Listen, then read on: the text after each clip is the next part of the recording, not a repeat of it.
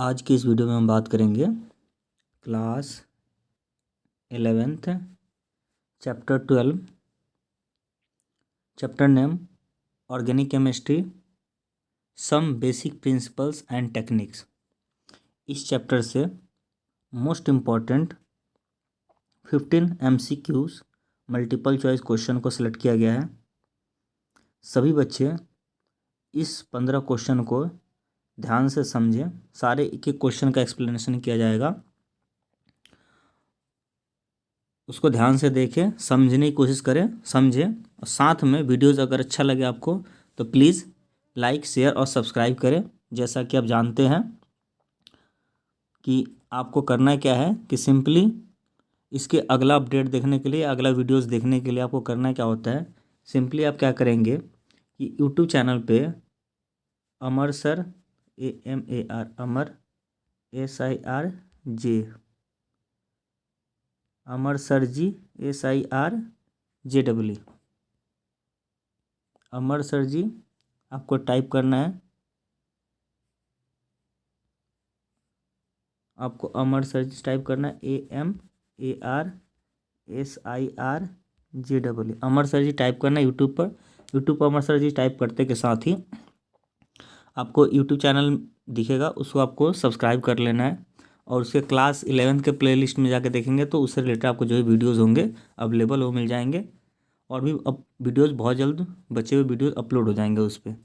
तो अभी MCQ series चल रहा है, तो धीरे धीरे सारे चैप्टर्स के MCQ वहाँ पे आने स्टार्ट हो जाएंगे, इसलिए आप वीडियोज़ को रोज़ाना देखना स्टार्ट कर दीजिए। चलिए अब देरी नहीं करते हुए वीडियोज़ को स्टार्ट करते हैं। पहला क्वेश्चन कहता है, first question multiple choice question का, which of the following is the correct IUPAC name. इसमें से कौन सा करेक्ट IUPAC नेम है।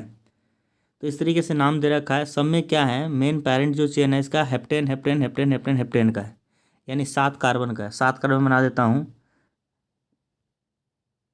1 2 3 4 5 6 7, 7 कार्बन हो गया। 1 2 3 4 5 6 7, 7 कार्बन में से कहता है तीसरे पे इथाइल, 1 2 तीसरे पे इथाइल लगा देते हैं। तो ये रहा मिथाइल, इथाइल लगा दिया मैंने। और चौथे पे 1 2 3 चौथे पे कहता है मिथाइल, तो ये रहा चौथे पे मिथाइल। इस तरीके से यहाँ से अटैच्ड है, ठीक है। अब कहता है कि इसका करेक्ट नेमिंग क्या होगा। तो नेमिंग के लिए क्या होता है, लोएस्ट लोकेंट रूल। तो यहाँ से काउंटिंग करता हूँ मैं, तो 1 2 3 पोजीशन पे आएगा। 1 2 3 इधर से करूँगा तो 1 2 3 4 पोजीशन पे आता है। काउंटिंग में इधर से करूँगा 1 2 3, ये मेरा हो जाएगा 4, ये हो जाएगा 5, ये हो जाएगा 6 और ये हो जाएगा 7। तो इसका नेमिंग हो जाएगा। नेमिंग करते समय रूल क्या होता है कि जो सबसे अल्फ़ाबेटिकल ऑर्डर का ध्यान रखना है, ठीक है। तो अल्फ़ाबेटिकल ऑर्डर में आपका तीसरे नंबर पे क्या आ जाएगा, इथाइल आएगा। और चौथे पे 2 मिथाइल है। तो अल्फ़ाबेटिकल में ई पहले आता है और एम बाद आता है। एम मिथाइल का एम बाद में आता है, अल्फ़ाबेट में ई पहले आता है। तो इसका नाम होगा 3 इथाइल 4 4 डाई मिथाइल हेप्टेन। तो करेक्ट आंसर इसका फर्स्ट होगा। करेक्ट आंसर इसका फर्स्ट होगा 3 ethyl 4 4 di methyl heptane. Correct answer आपका फर्स्ट होगा। सो पहले का करेक्ट आंसर है आपका फर्स्ट। ये जो है इसका करेक्ट आंसर है पहले का, बाकी सारे ऑप्शन इसके गलत है। 20 टर्म का यूज करते हैं जब कॉम्प्लेक्स होता है, ठीक है। चलिए दूसरे नंबर क्वेश्चन पे आते हैं। सेकंड क्वेश्चन कहता है आपका, या एक बार चाहें तो और भी ऑप्शन देख सकते हैं कि बाकी ऑप्शन क्यों गलत है। क्योंकि बाकी ऑप्शन इसलिए गलत है क्योंकि ये 4 4 डाई मिथाइल ऑर्डर ऑर्डर में आपका क्या था 3 इथाइल, तो ये अल्फ़ाबेटिकल ऑर्डर में इसको पहले लिखना होता है, इसको बाद में लिखना होता है, ठीक है। तो इसलिए गलत है। ये नोमेनक्लेचर में हो ही नहीं सकता 5 इथाइल, क्योंकि लोएस्ट लोकेंट रूल को फॉलो नहीं करेगा ये, ठीक है।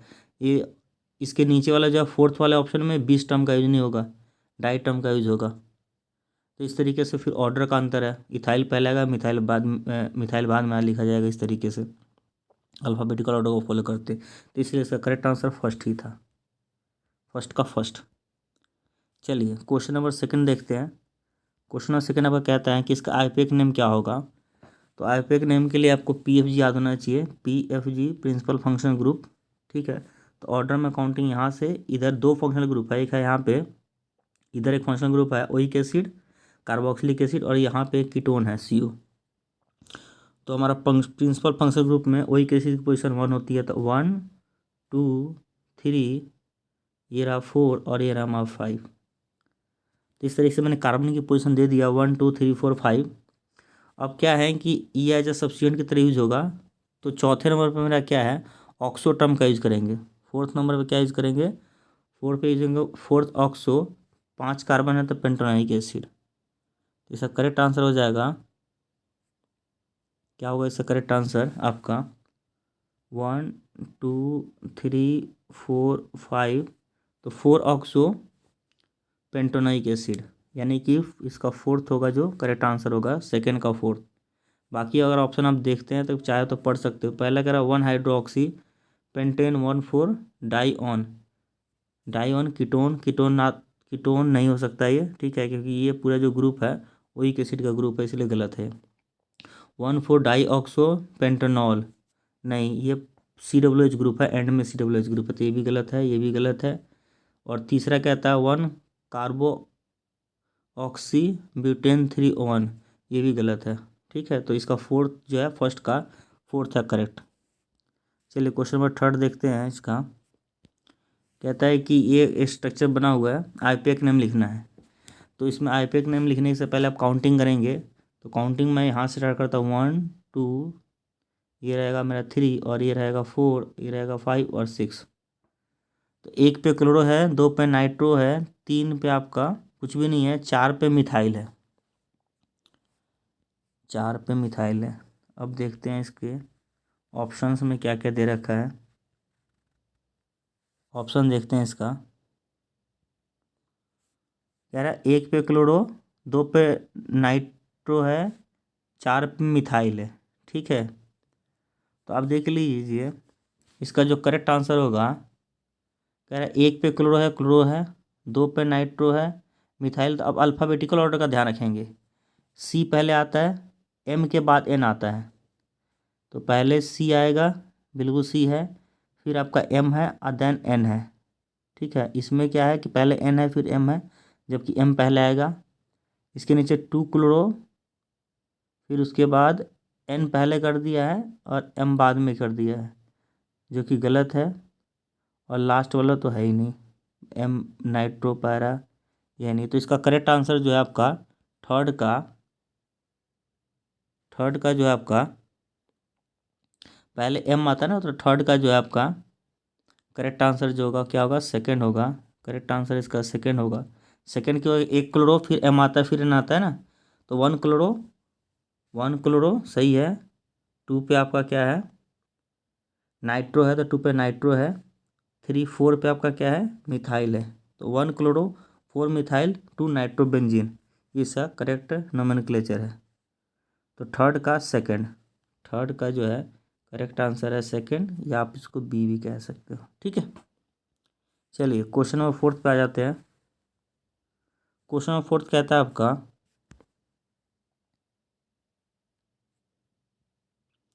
फोर्थ कहता है कि the electronegativity of carbon atom depend upon their state of hybridization. In which of the following compound the carbon mark with asterisk is most electronegative. तो सबसे पहले इसमें हाइब्रिडाइजेशन देख लीजिए, किसका क्या हाइब्रिडाइजेशन है। तो हाइब्रिडाइजेशन निकालने के लिए जो रूल है क्या होता है, सिग्मा प्लस लोन पेयर। तो इसमें जितने भी है पहले वाले हर एक कार्बन का जब हाइब्रिडाइजेशन होगा, वो आपका सिंपली क्या होगा, sp3 होगा। सब में देख लीजिए, क्योंकि सब में 3 और 1 4, 2 2 4, 2 2 4, 2 2 4, 4 एस्टेरिक नंबर है। चारों के चारों 4 सिग्मा बॉन्ड सब में है, ठीक है। इन सब में कितने 4 सिग्मा बॉन्ड है, तो इसलिए इसकी हाइब्रिडाइजेशन sp3 है। यहाँ जो है एंड वाले पे sp3 है, हाइब्रिडाइजेशन sp3 है। एंड वाले दोनों कार्बन पे sp3 हाइब्रिडाइजेशन है। बीच वाले जो कार्बन है, बीच वाले दोनों पे, इन दोनों पे जो हाइब्रिडाइजेशन है, यहाँ पे 1 2 3 सिग्मा है, तो यहाँ पे sp2 है, sp2 है इन दोनों पे, ठीक है। उसके बाद जो तीसरा कार्बन है, यहाँ पे लास्ट वाले पे sp3 है, यहाँ पे भी sp3 है, यहाँ पे जो है इस वाले पे ट्रिपल बॉन्ड के बीच में यहाँ पे ये एक सिग्मा है, दो सिग्मा है, तो दो सिग्मा है यानी कि इसके लिए sp हो जाएगा और लास्ट वाले के लिए भी sp हो जाएगा। ठीक है, अब चलते हैं लास्ट क्वेश्चन में, इतना नोट कर लीजिए। लास्ट इसी के लास्ट फोर्थ पार्ट में यहाँ क्या है, sp3 है, इस वाले पे भी sp3 है, यहाँ कितना है सिग्मा 3 है, तो यानी sp2 है, यहाँ पे क्या है मेरा 2 1 3 है यानी कि sp2 है। ठीक है, और रूल क्या होता है कि जो मेरे पास जो है sp3 जो है, sp is more electronegative than sp2 than sp3। कारण ये है कि इसमें जो है 50% एस करेक्टर होता है, परसेंटेज एस करेक्टर 50%, जितना ज़्यादा एस करेक्टर, ठीक है, उतना ज़्यादा जो होता है इलेक्ट्रोनेगेटिव।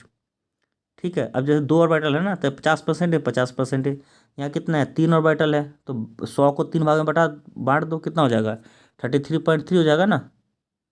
और यहाँ पे कितना हो जाएगा sp3, तो 4 में से एस का भाग कितना हो 25, 4 ऑर्बिटल्स हो गया ना, तो इसमें एस करेक्टर सबसे ज़्यादा किस में, इसमें, तो ये सबसे ज़्यादा इलेक्ट्रोनेगेटिव होगा, यानी कि sp कहाँ था यहाँ पे, यानी कि थर्ड जो होगा इसका करेक्ट आंसर होगा, फोर्थ का थर्ड होगा, क्योंकि इसी में sp है, बाकी सब में पहले वाले में तो हर जगह sp3 है, इस वाले में है, ये लास्ट वाले में sp3, बीच में दोनों पे sp2 है, लेकिन यहाँ पे एक sp है। ठीक है, sp हाइब्रिडाइजेशन है, इस पे भी sp2 है, इधर sp3 है, इधर भी sp3 है, तो इसलिए इसका करेक्ट आंसर होगा आपका थर्ड, फोर्थ का करेक्ट आंसर होगा आपका थर्ड, फोर्थ का करेक्ट आंसर होगा थर्ड, सी भी कह सकते हैं। चलिए नेक्स्ट क्वेश्चन पे आते हैं, क्वेश्चन नंबर फोर्थ हो गया, सॉरी क्वेश्चन नंबर फिफ्थ पे आते हैं। कहता है in which of the following functional group isomers is not possible. Alcohol में हो सकता है, अल्डिहाइड में हो सकता है, अल्काइल हैलाइड में नहीं हो सकता, साइनाइड में हो सकता है। कैसे, वो देखते हैं। सपोज डैट कि अगर मान लीजिए कि प्रोपेनॉल लिखते हैं, तो प्रोपेनॉल कैसे लिख सकते हैं, मेरे पास 1 कार्बन 2 कार्बन 3 कार्बन होगा, इस पर एक OH लगा देता हूँ इस तरीके से। ठीक है, इस तरीके से OH लगा के मैंने इस तरह से कंप्लीट कर दिया। ठीक है, इस तरीके से मैंने लगा के इसको OH कंप्लीट कर दिया, यहाँ से हो जाएगा डायरेक्ट, आप इसको याद रखिए। ठीक है, इसको एग्जाम्पल समझाने में ज़्यादा टाइम लग जाएगा, तो डायरेक्ट जो है इसको, इस वाले क्वेश्चन को आप याद रखिए, नहीं तो नहीं समझ में आएगा तो आप मुझे कमेंट सेक्शन पे लिख देंगे, कमेंट सेक्शन में आपको एक्सप्लेन कर दिया जाएगा। ठीक है, एक छोटा सा वीडियो क्लिप बना के। तो अभी जो है इसका क्वेश्चन नंबर फिफ्थ का डायरेक्ट याद रखिए कि अल्काइल हैलाइड जो है इसका करेक्ट आंसर है, कि in which of the following functional group isomers is not possible, तो अल्काइल हैलाइड जो है इसका फिफ्थ का थर्ड है, फिफ्थ का आपका थर्ड है। फिफ्थ के बाद सिक्स्थ पार्ट में आते हैं। सिक्स्थ पार्ट क्या कहता है आपका, कहता है कि the fragrance of flower is due to the presence of some stem volatile organic compounds called essential oil. These are generally insoluble in water at room temperature but are miscible with water vapor in vapor phase. A suitable method for the extractions of these oils from the flower is, ए कहता है distillation, B कहता है crystallisation, C कहता है distillation under the reduce pressure, और fourth कहता है steam distillation. तो सिक्स का करेक्ट आंसर जो है आपका फोर्थ है, इसका करेक्ट आंसर है fourth, that is called steam distillation से ये काम होता है जी, एक्सट्रैक्शन। क्वेश्चन नंबर 7 पे आ जाते हैं।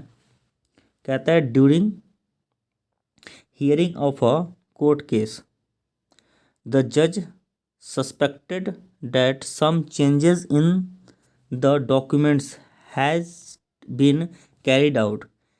He asked the forensic department to check the ink used at two different places. According to you, which techniques can be the best results? ये कहता है कॉलम क्रोमेटोग्राफी, सेकंड कहता है सॉल्वेंट एक्सट्रैक्शन, थर्ड कहता है डिस्टिलेशन, फोर्थ कहता है thin layer chromatography. तो इसका करेक्ट आंसर है fourth, thin layer chromatography. D जो है इसका करेक्ट आंसर है। क्वेश्चन नंबर 8 की बात करेंगे। क्वेश्चन नंबर 8 आपका कहता है, क्वेश्चन नंबर 8 क्या कहता है आपका? क्वेश्चन नंबर 8 कहता है the principle involve in the paper chromatography is adsorption, partition, third कहता है आपका सोल्युबिलिटी, फोर्थ कहता है वोलेटिलिटी। तो इसका करेक्ट आंसर होगा पार्टीशन। 8 का सेकंड, 8 का बी जो है इसका करेक्ट आंसर है आपका पार्टीशन। क्वेश्चन नंबर 9 पे आ जाते हैं। क्वेश्चन नंबर 9 आपका क्या कहता है? कहता है what is the correct order of decreasing stability of the flowing cations. Decreasing stability, सबसे ज़्यादा स्टेबल कौन होगा, देन उससे कम, उससे कम।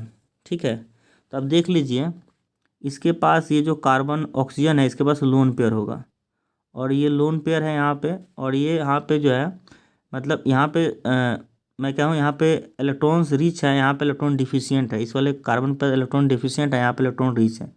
तो इसकी स्टेबिलिटी कैसे हो सकती है कि ये इससे इलेक्ट्रॉन्स लेके स्टेबल हो सकता है।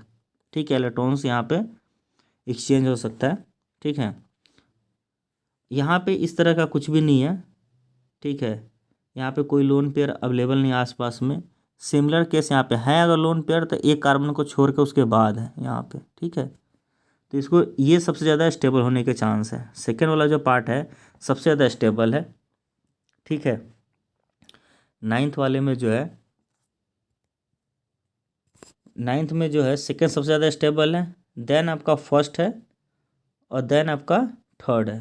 तो सबसे ज़्यादा स्टेबल जो है आपका सेकेंड है, देन फर्स्ट है, देन थर्ड है। ठीक है, इसका करेक्ट आंसर होगा फर्स्ट। ये जो होगा इसका करेक्ट आंसर होगा। चलिए क्वेश्चन नंबर 10 पे आते हैं। आईयूपीएक नेम लिखना है जी। तो आईयूपीएक नेम लिखने के लिए लॉन्गेस्ट कंटिन्यूस कार्बन चेन या लॉन्गेस्ट कंटिन्यूस कार्बन रूल का फॉलो करेंगे। तो यहाँ देखो, जब C2H5 लिखा हुआ है ना, तो इसको हम ऐसे लिख सकते हैं CH2 और CH3 को स्पेंड कर लेंगे। ठीक है, तो इससे फ़ायदा क्या होगा कि देखो 1 2 ये 3 4 5 हो जाएगा। अगर ऐसे आप नहीं लिखते हो तो कितने रहेगा मेरे पास, 1 2 3 4। आप 4 ही कार्बन काउंट कर पाओगे, या ऐसे काउंट करते तो 1 2 3 4। ठीक है, कैसे भी काउंट करते तो 1 2 3 4। ठीक है, 4 ही काउंट कर पाते हो। अगर इस तरह से एक्सपेंड कर लोगे, अच्छा दोनों का पोजीशन जो है, ये वाला जो कार्बन है और ये वाला कार्बन का पोजीशन सेम पोजीशन पे है, तो आप या तो इसको एक्सपेंड कर लो या इसको एक्सपेंड कर लो, बात सेम ही होगा। या दोनों को एक्सपेंड करके देखते हैं तो क्या अंतर आता है। अगर इस दोनों इसको एक्सपेंड करते हैं इस वाले को, तो यहाँ क्या लिखूँगा मैं, CH2 CH3।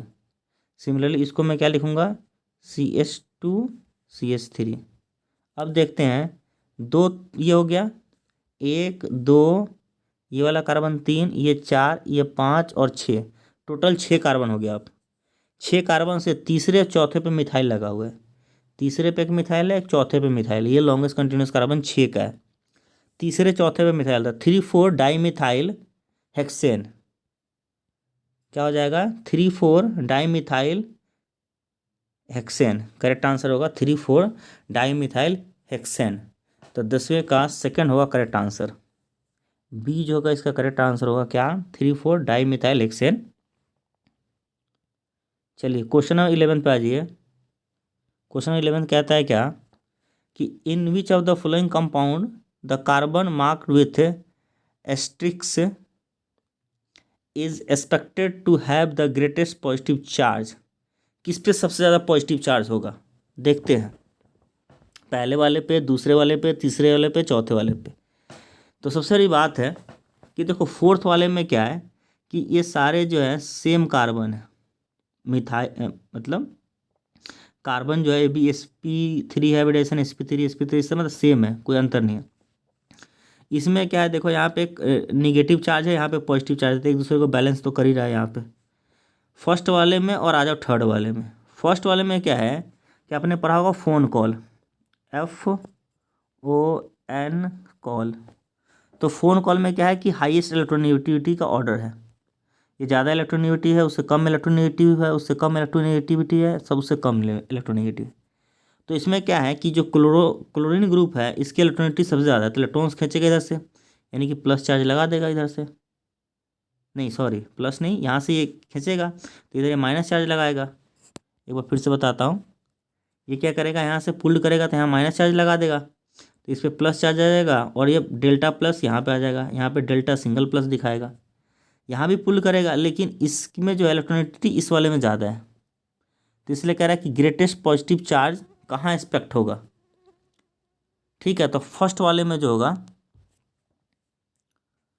फर्स्ट वाले में जो आपका फर्स्ट वाला जो इसका करेक्ट आंसर है फर्स्ट ए में जो होगा ग्रेटेस्ट पॉजिटिव चार्ज होगा। ठीक है, फर्स्ट जो है इसका करेक्ट आंसर है 11 का। चलिए अब 11 के बाद 12 पे आ जाते हैं। क्वेश्चन नंबर 12 की बात करते हैं। 12 कहता है आपका ion ionic species are stabilized by the dispersal of charge, which of the following carboxylate ion is the most stable. इसमें से कौन सबसे ज़्यादा स्टेबल है, तो उसको देखते हैं कि सबसे ज़्यादा स्टेबल कौन सा है। पहले वाले में एक मिथाइल ग्रुप है, ठीक है, और मिथाइल ग्रुप जो होता है वो इलेक्ट्रॉन रिलीजिंग ग्रुप होता है। ठीक है, तो यहाँ पे ऑलरेडी चार्ज है, इलेक्ट्रॉन्स और ज़्यादा पुल कर रहा है, तो स्टेबल कहाँ से होगा। दूसरे वाले केस में देखते हैं, एक मिथाइल ग्रुप है इलेक्ट्रॉन रिलीजिंग ग्रुप, और एक क्या है आपका डोनेटिंग ग्रुप। तीसरे वाले में देखते हैं कि एक फ्लोरो है, चलो एक पुल्ड करेगा, ठीक है, यहाँ 2 है और यहाँ निगेटिव चार्ज है, ठीक है, रिलीजिंग ग्रुप है, तो ये क्या करेगा, इसके निगेटिव चार्ज को इधर से, ये जो इसके चार्ज है इसको बैलेंस ये 2 फ्लोरीन एटम कर सकते हैं इसको। ठीक है, तो सबसे ज़्यादा स्टेबल जो होगा वो फोर्थ होगा, इसमें सबसे ज़्यादा जो स्टेबल होगा वो फोर्थ होगा, क्योंकि इसमें 2 जो है फ्लोरीन एटम है जो कि हाईली इलेक्ट्रोनेगेटिव है, इसके चार्ज को इजीली बैलेंस कर सकते हैं। ठीक है, इलेक्ट्रॉन्स को पुल आउट करके, तो इसका फोर्थ जो होगा उसका करेक्ट आंसर होगा डी। 12 का करेक्ट आंसर फोर्थ होगा डी। चलिए क्वेश्चन नंबर 13 पे आ जाते हैं। क्वेश्चन नंबर 13 आपका क्या कहता है, थोड़ा सा इसको छोटा करना पड़ेगा तभी इसको समझ में आएगा। चलिए क्वेश्चन नंबर 13 आपका कहता है क्या है, ये क्वेश्चन नंबर 13 की बात करते हैं।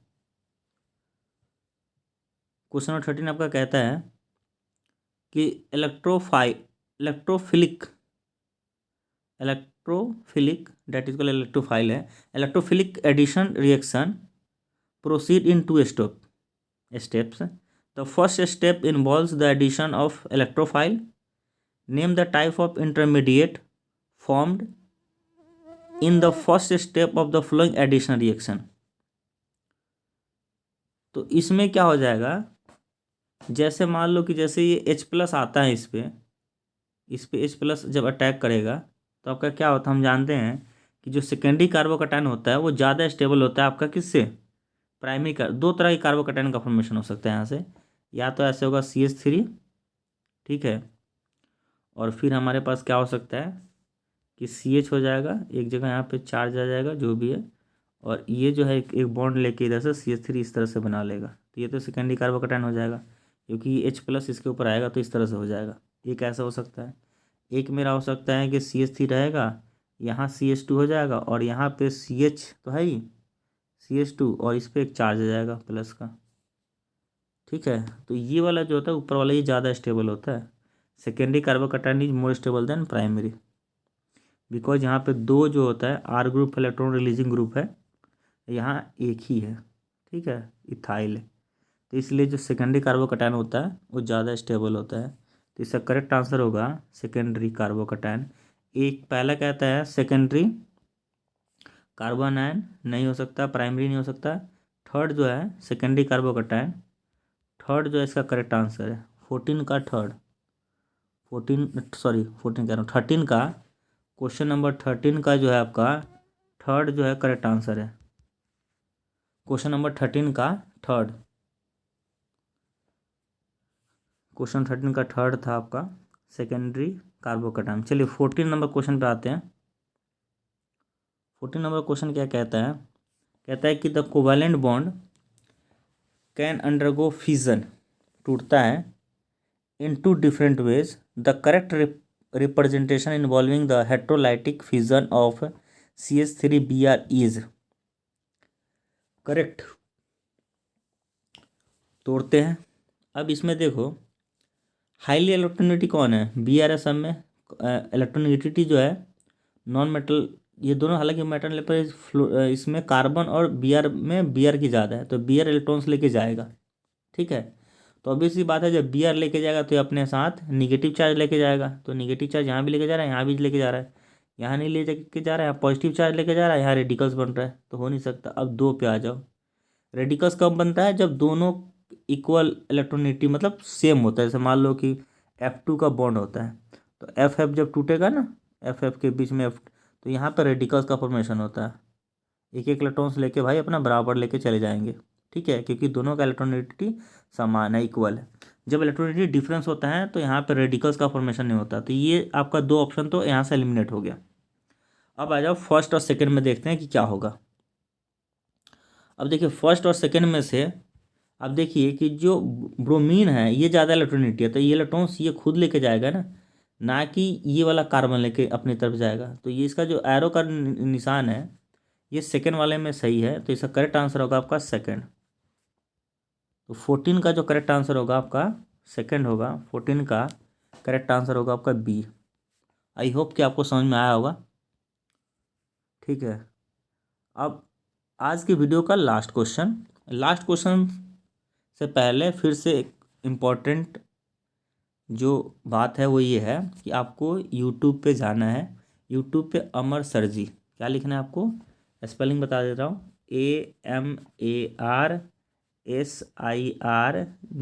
AMARSIRJEE, अमर सर जी सर्च करना है। अमर सर जी सर्च करते के साथ ही अमर सर का यूट्यूब चैनल खुल जाएगा, उसको आपको सब्सक्राइब कर लेना है रेड बटन दबा के सबसे पहले। फिर आपको क्लास 11 की प्लेलिस्ट में जाना है, वहाँ पे हर क्लास की आपकी MCQs day by day upload होते जाएंगे। तो आप रोज़ के रोज़ उस MCQ को देखें, समझने की कोशिश करें। फिर भी आपको डाउट्स आता है तो नीचे कमेंट सेक्शन में कमेंट लिख दें, ठीक है। आपको उसका आंसर सॉल्यूशन जो भी है आपको वीडियो के फॉर्म में या जिस जैसे भी पॉसिबल होगा आपको अपलोड करके मिल जाएगा, ठीक है। वीडियो अच्छा लगे या एक्सप्लेनेशन आपको अच्छा लगे तो प्लीज़ लाइक शेयर और सब्सक्राइब जरूर करें चैनल को। जितना मैक्सिमम से मैक्सिमम हो जाए इस वीडियो को शेयर करें, ठीक है, जिससे मुझे वीडियो बनाने में और ज़्यादा मोटिवेशन मिलेगा। मुझे लगा कि हाँ मेरा पढ़ाया हुआ है बच्चों को अच्छा लग रहा है और मुझे काम करने में मज़ा आएगा, ठीक है। तो इस बात का ध्यान रखें, ज़्यादा से ज़्यादा मैक्सिमम इसको शेयर करें। चलिए लास्ट क्वेश्चन को डिस्कस करते हैं। क्वेश्चन नंबर 15 कहता है कि the addition of HCl to the alkene, HCl को अल्कीन में ऐड करना है, proceed in 2 steps. The first step in the attack of H+ ion 2, H+ ion का इस पर अटैक दिखाना है, तो किस तरह से दिखाया जाएगा। तो इसका करेक्ट आंसर जो देखो, अब सबसे पहले क्या है कि देखो जो H+ है ये इलेक्ट्रॉन डिफिशियंट है, मतलब इस पर इलेक्ट्रॉन्स की कमी है, ठीक है। तो कहीं से इलेक्ट्रॉन्स लेगा, ठीक है। अब ये जो एरो ये दिखा रखा है एरो, मतलब कि इलेक्ट्रॉन्स दे रहा है, दे तो ही रहा है, इलेक्ट्रॉन्स तो लेगा, तो गलत बात दिखा रहा है ना। सिमिलरली ये भी दिखा रहा है कि यहाँ से इलेक्ट्रॉन्स दे रहा है, देगा थोड़ी है, तो ले रहा है, गलत बात है। और कह रहा all of this are possible, ये भी कट गया, तो बच गया एक ही ना। एलिमिनेट करना सीख गए, किस तरह से मैंने हटाया, फिर से मैं बता दे रहा हूँ कैसे मैंने एलिमिनेट किया। क्योंकि देखो ये तो ऑलरेडी नंगा आदमी है, नंगा मतलब इलेक्ट्रॉन्स के केस में है ही नहीं इसके पास इलेक्ट्रॉन्स, तो ये इलेक्ट्रॉन्स किसी से लेगा ना, तो ऐसे एरो होना चाहिए ना कि इलेक्ट्रॉन्स देगा तब ना ऐसे एरो होगा, लेना होगा तो इलेक्ट्रॉन्स ऐसे एरो होना चाहिए, ठीक है। सिमिलरली क्या है कि यहाँ पे देखो इलेक्ट्रॉन्स लग रहा है दे रहा है कि इलेक्ट्रॉन्स लेगा, तो ये तो एलिमिनेट हो गया, ये भी एलिमिनेट हो गया। ऑल ऑफ दिस हो नहीं सकता, all of this are possible, ये तो हो नहीं सकता, तो 3 तो एलिमिनेट हो गया। अब बच गया सेकेंड वाले पे आ जाओ। सेकेंड वाले में देखो सही कह रहा है ना कि इसने इससे इलेक्ट्रॉन्स मांगे कि भाई मुझे इलेक्ट्रॉन्स दे दो, ठीक है, इलेक्ट्रॉन्स देगा पहले। तो सेकेंड जो है इसका 15 का जो है सेकंड जो है इसका करेक्ट आंसर है सेकंड, 15 का सेकंड, बी जो है इसका करेक्ट आंसर है। ठीक है, और इस तरीके से आपका 15 का 15 क्वेश्चन डिस्कस हो गया। ठीक है, ये क्वेश्चन बहुत इंपॉर्टेंट है। ठीक है, वीडियो मेथड में मैंने समझाने की कोशिश किया है 15 के 15 क्वेश्चंस को। प्लीज़ आप लाइक करें वीडियो को। ठीक है, मैक्सिमम से मैक्सिमम इसको शेयर करें और चैनल को सब्सक्राइब करना ना भूलें, जिससे कि अगली जो वीडियो अपलोड है तो सबसे पहले आपको नोटिफिकेशन मिले और आप उस वीडियो का आनंद, ठीक है, या उस वीडियो को का फ़ायदा आप सबसे पहले ले पाए। ठीक है, ये जितने भी आपके वीडियोस बनेंगे आपके आने वाले एग्ज़ाम्स जो भी है टर्म 1, इसके अलावा फ्यूचर में से नीट के एग्ज़ाम या जेई के एग्ज़ाम उस हर जगह आपके लिए बहुत ज़्यादा इम्पोर्टेंट और अप्लीकेबल होंगे। वीडियो देखने के लिए थैंक यू।